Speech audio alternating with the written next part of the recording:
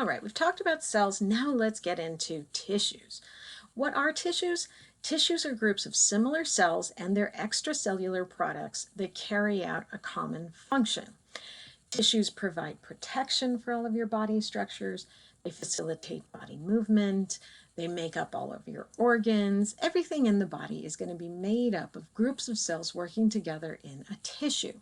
Now, these extracellular products are things that the cells make and then secrete outside the cell. For example, the thing that you think of as bone is actually an extracellular matrix created by bone cells. Those bone cells make a special secretion that then becomes mineralized when it leaves the cell and turns into the hard substance that we know as bone. The cells and the matrix together form the tissue that we call bone. The study of tissues is called histology. There are 5 primary types of tissues in the body. The first we're going to talk about is epithelial. There's also connective tissues, which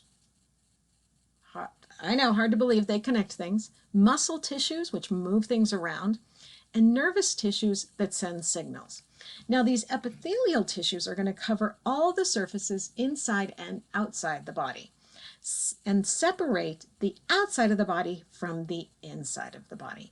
So that in order for anything to move from outside the body to inside of the body, it's going to have to cross an epithelial tissue, meaning it's going to pass either through cells or between cells. Okay, hang on. This is not what we thought inside and outside the body meant. I know what you're thinking. Isn't something inside the body like if I eat food, once I swallow it, isn't it inside my body? No, it's actually not. The outside of your body is considered anything that is directly exposed to the outside environment. So the inside of your nasal passages, the lumen, or the space inside your digestive tract, the space in the vagina, the rectum, all of those things are actually outside of the body. The inside is anything protected by the outside, protected from the outside by an epithelium. So this is a cross-section through the small intestine. This is the lumen. Okay, this is where the digesting food passes through the digestive system. This is technically still outside the body. The bloodstream is over here.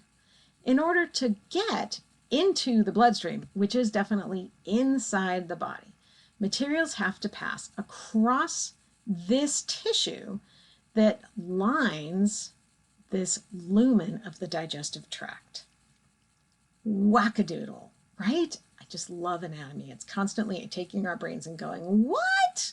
So, everything that makes its way into your body has to cross an epithelium. Now, one of the easy ways for pathogens such as bad bacteria or viruses or fungus to get into your body is if there is a cut in an epithelium. So a cut in your skin then gives direct access to the inside of your body.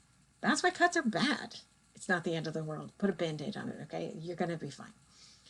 But the inside of your body is always protected by an epithelium. Okay, so that's that first just introduction to the tissues. Next up, we're going to start talking about the epithelial tissues themselves.